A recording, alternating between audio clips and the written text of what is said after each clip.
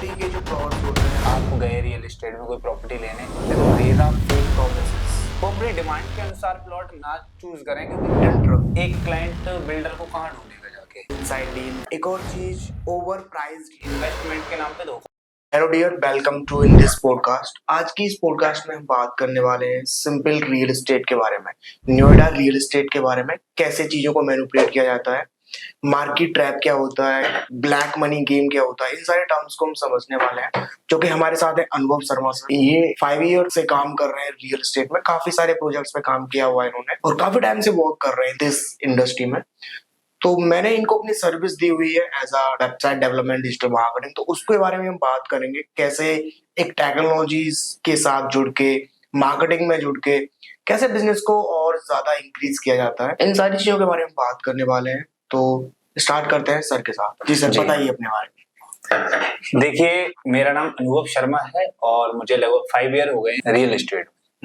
तो मैंने भी काफी चीजें देखी हैं। आप जिन क्वेश्चन को लेके बात कर रहे थे, चाहे ब्लैक मनी का हो गया, चाहे आपका रियल एस्टेट में कोई ऐसी चीजें हो गई जिसमें क्लाइंट हमारे फंस जाते हैं, मतलब प्रॉपर्टी लेते समय इलीगल चीजें हो गई या फिर लीगल प्रोजेक्ट नहीं मिल रहा। तो काफी चीजें देखते हुए भी मैं खुद का भी प्रोजेक्ट लेके आया हूँ, जिसमें सारी चीजों को देखते हुए दिक्कतें ना हो। इसीलिए क्योंकि क्लाइंटों को, कस्टमर को जो सबसे ज्यादा क्या प्रॉब्लम है, इन्वेस्टमेंट के नाम पे धोखा हो जाता है उनके साथ। या फिर कोई बड़ी कंपनी या फिर कोई बड़ी प्रोजेक्ट आने वाला होता है तो उसके नाम पे क्या होता है, बिल्डर पहले ही बेच देते हैं, लेकिन वो लेआउट में होता है और रियल ग्राउंड में नहीं आता। तो इसलिए देखते हुए ही चीजें थोड़ी करनी चाहिए। तो अभी हम वन बाय वन करके क्वेश्चंस के साथ कम्युनिकेट करेंगे। तो फर्स्ट जो मेरा क्वेश्चन है वो है हिडन ट्रथ।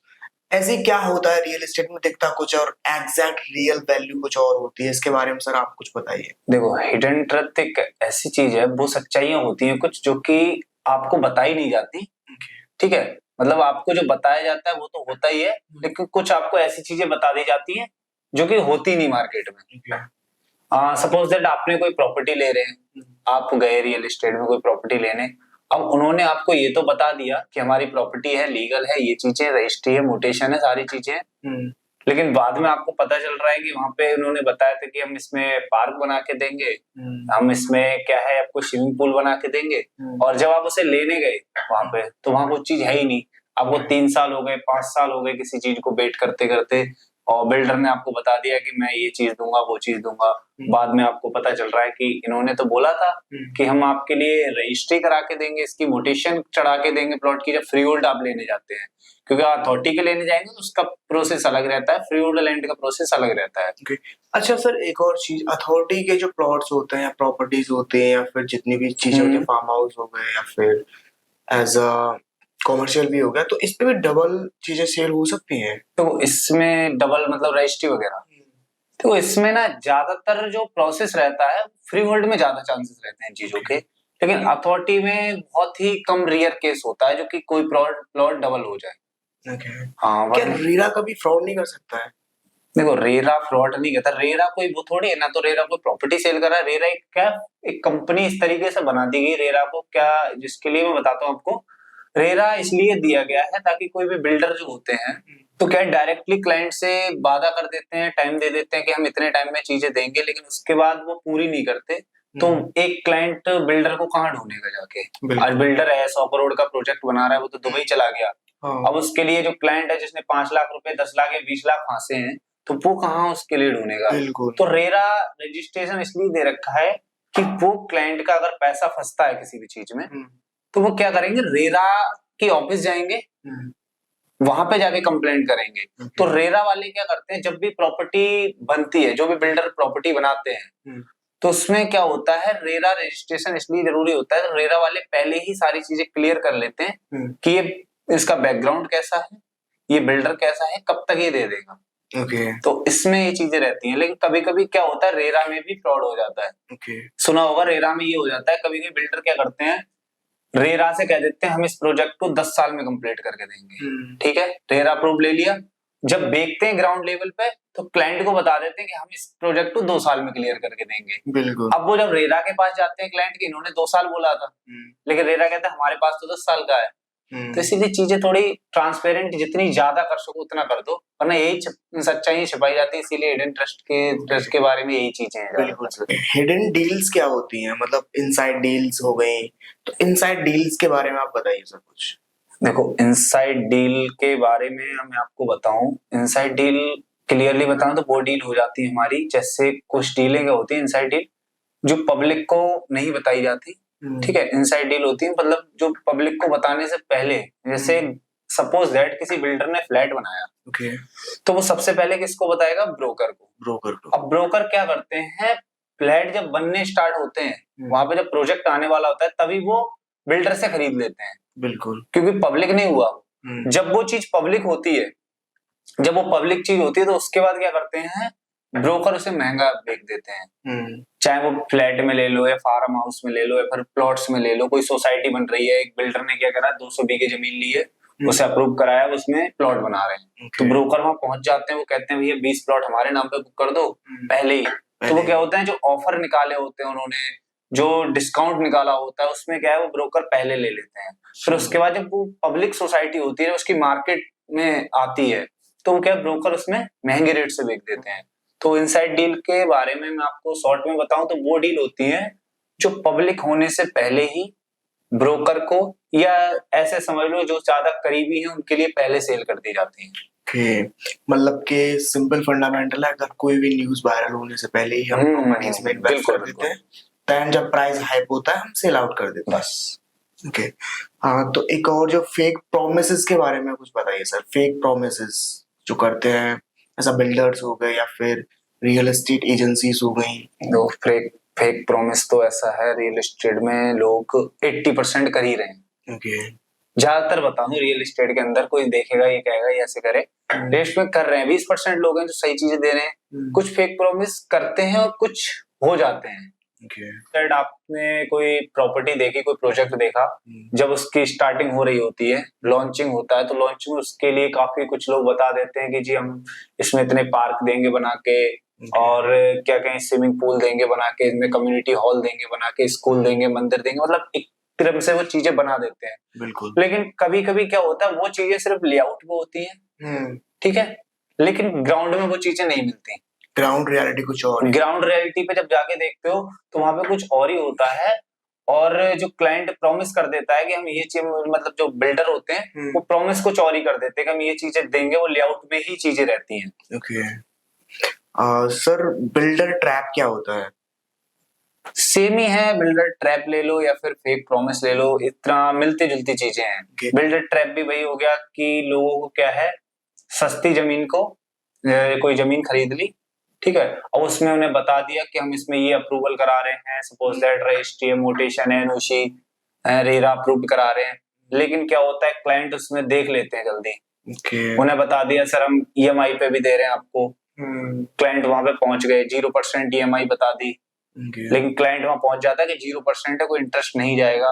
लेकिन बिल्डर वहां पे जब मार्केट में प्लॉट निकालते हैं तो पूरी उसके हिसाब से निकाल देते हैं कि मेरे लिए जो प्लॉट में सेल कर रहा हूँ सपोज दैट, तो वो प्लॉट की पहले ही वैल्यू पूरी निकाल देते हैं कि मैंने सपोज दैट इन्हें 24 मंथ का समय दिया, तो मेरा प्लॉट इस कीमत का है और इंटरेस्ट लग के इस कीमत पे हो जाएगा। तो वो क्या पहले ही इंटरेस्ट लगा लेते हैं, और सामने वाले जो होते हैं उनके लिए लगता है कि ये तो ईएमआई पे दे रहे हैं, मैं सस्ता दे रहे हैं। तो क्या बिल्डर ट्रैप इस चीज के करते हैं कि माल जल्दी बेचने के चक्कर में। बिल्कुल, मैं समझ गया। सर एक और चीज, ब्लैक मनी गेम क्या होता है वो बताइए रियल एस्टेट के बारे में। काफी इंटरेस्टिंग क्वेश्चन होता है हर किसी का। देखो, ब्लैक मनी गेम की तो ऐसी बात है कि ब्लैक मनी गेम तो किसी भी स्टेट में चले जाओ, चाहे आप फूड इंडस्ट्री में चले जाओ, चाहे और में चले, लेकिन सबसे ज्यादा जो ब्लैक मनी गेम जो होता है वो रियल एस्टेट के अंदर ज्यादा इसलिए हो जाता है क्योंकि लोग यहाँ पे जमीनों में जो ज्यादातर करते हैं, मतलब कृषि की जमीन सपोज दैट किसी ने खरीदी, क्या करते हैं, जो बड़ी बड़ी कंपनियां होती हैं वो सस्ती जमीन के चक्कर में ढूंढते हैं, कृषि की जमीन खरीदती हैं, जिसमें क्या स्टैंप ड्यूटी क्या है उनकी कम लगती है। तो उन्होंने क्या सस्ती जमीन खरीदी, स्टैंप ड्यूटी कम है, सपोज दैट एक कंपनी का कोई ओनर आता है, एमडी आता है, वो क्या करता है 100 बीघे जमीन खरीद लेता है कृषि की।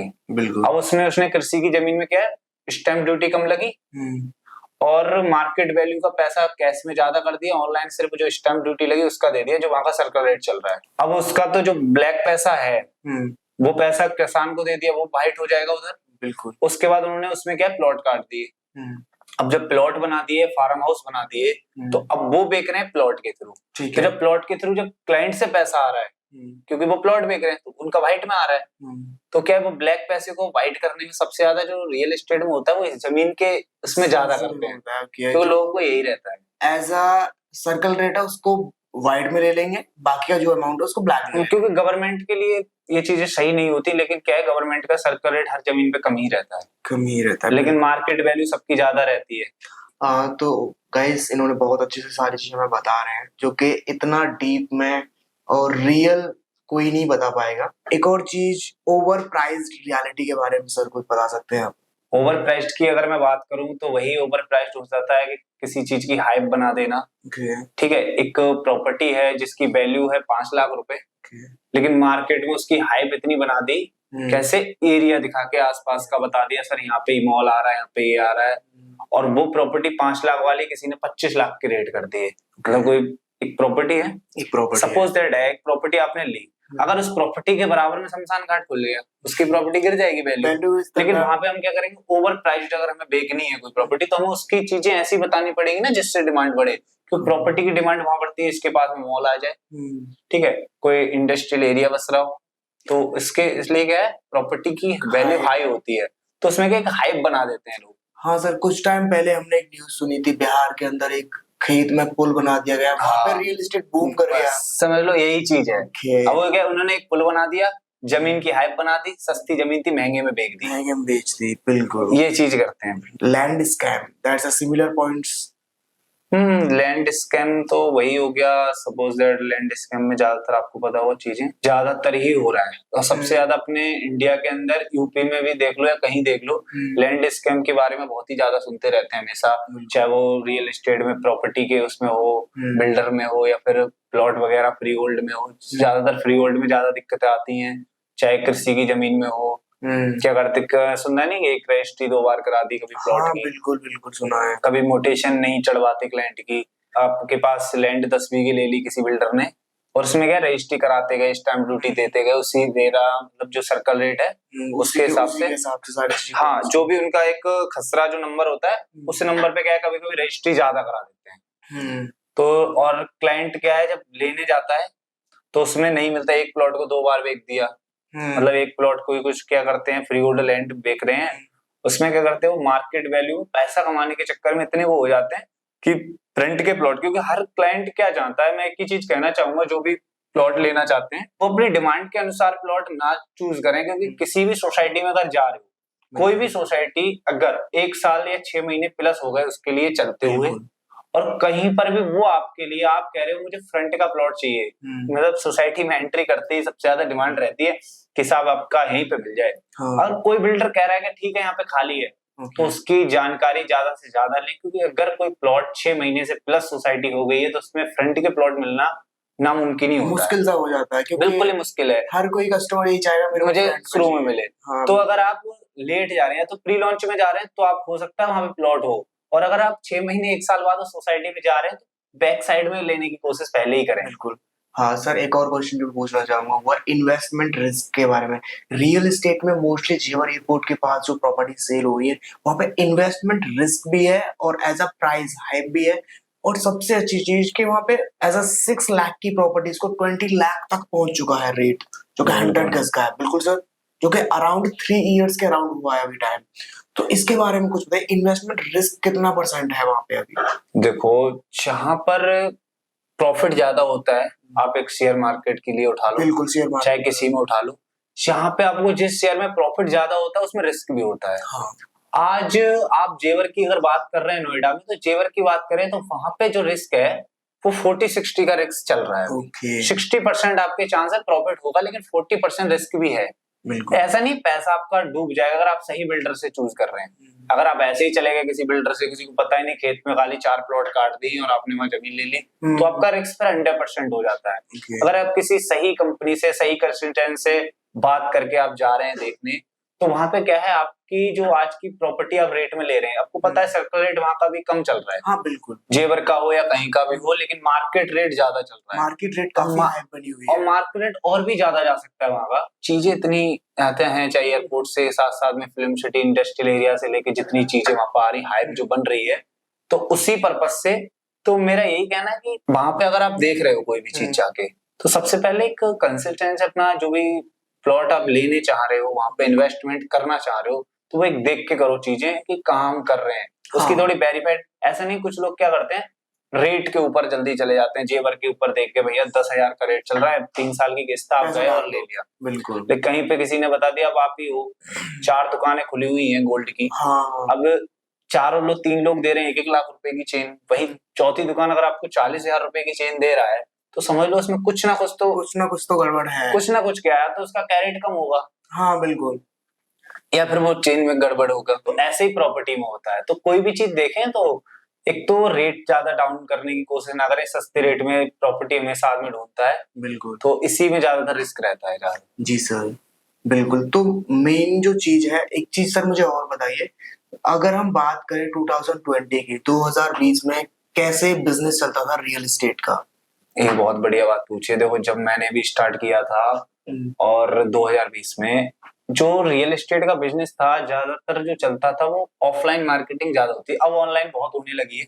अब तो खैर आपका मेटा एड ले लो, यूट्यूब वीडियो ले लो, इंस्टा वीडियो ले लो, डायरेक्टली लोग आ रहे हैं, वीडियो बना रहे हैं, और बाहर से लोग वीडियो देखते हैं, वीडियो में ही चीजें देख लेते हैं और पहुंच जाते हैं। अच्छा, रियल एस्टेट बिजनेस हो या एवरी बिजनेस, कोई भी बिजनेस सही, जिसको अगर बूम करना है तो आपको सोशल मीडिया हो गया, मार्केटिंग हो गई, यूट्यूब मार्केटिंग हो गई, इंस्टाग्राम मार्केटिंग हो गई, आपको मार्केटिंग के अंदर आना पड़ेगा। ऑनलाइन मार्केटिंग ही बेस्ट ऑप्शन है। तो हर चीज क्या होती है, सिचुएशन के हिसाब से चलती है, समय के हिसाब से चलती है। जैसे 2020 2019 ऑफलाइन, अब जो चीजें हैं वो ऑनलाइन है। अगर अब आप ऑफलाइन की कोशिश करेंगे तो आप पीछे रह जाएंगे, क्योंकि अगर समय के साथ आप चलेंगे तो आगे बढ़ेंगे।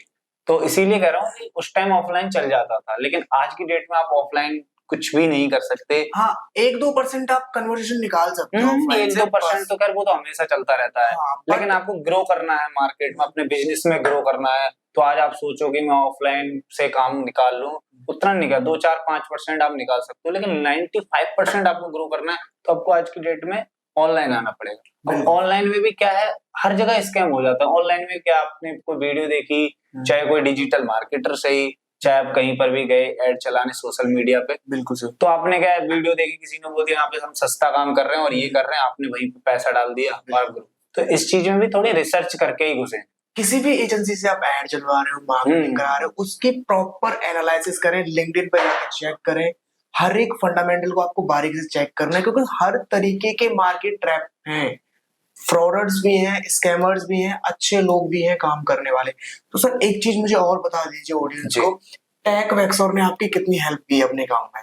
देखो, मैं आपको बता दूं, टेक वैक्सर से जब से मैंने काम स्टार्ट कराया है, बिल्कुल सर, मैंने इससे पहले भी काम कराया था। काम तो हर जगह होता है, बिल्कुल ऐसा नहीं बिल्कुल नहीं होता हो, लेकिन यहाँ पे मुझे काफी चीजें एक्स्ट्रा मिली हैं। जैसे कहीं पे हमने डिजिटल मार्केट अगर ऐड का काम कराया तो वो सिर्फ ऐड का ही काम कर रहे हैं, किसी से अगर वेबसाइट का काम कराया तो वो एक ही काम। लेकिन यहाँ पे हमें क्या है, वेबसाइट का भी काम कराने को मिल रहा है, प्लस हमारे प्रॉपर्टी की वीडियो हो गई या प्रॉपर्टी मार्केटिंग हो गई, वो भी एक्स्ट्रा कराने को मिलती है आपकी। चाहे आपका एड हो या फिर अदर आपको कोई भी सर्विस लेनी हो या फिर कोई भी सलाह, जैसे मैं कहना चाहूँ कुछ भी करना हो, तो हर चीज में हमारे साथ खड़ी रहती है। ये चीज बहुत बढ़िया लगी सर्विस, कि किसी भी टाइम हम कॉल करें, किसी भी टाइम हमें कोई भी प्रॉब्लम हमारे बिजनेस में आती है, हम डायरेक्टली कॉल कर सकते हैं, पूछ सकते हैं। तो ये चीजें बहुत बढ़िया है, डायरेक्ट आप कनेक्ट रहते हैं, और हर एक कंसिस्टेंसी को मेनली हम मेंटेन करते हैं क्लाइंट के साथ।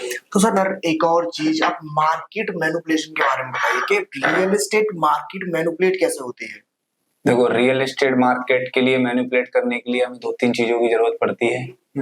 सबसे पहले तो हम अगर कोई प्रोजेक्ट या कुछ भी कर रहे हैं, हमें सबसे पहले बायर की आवश्यकता होगी।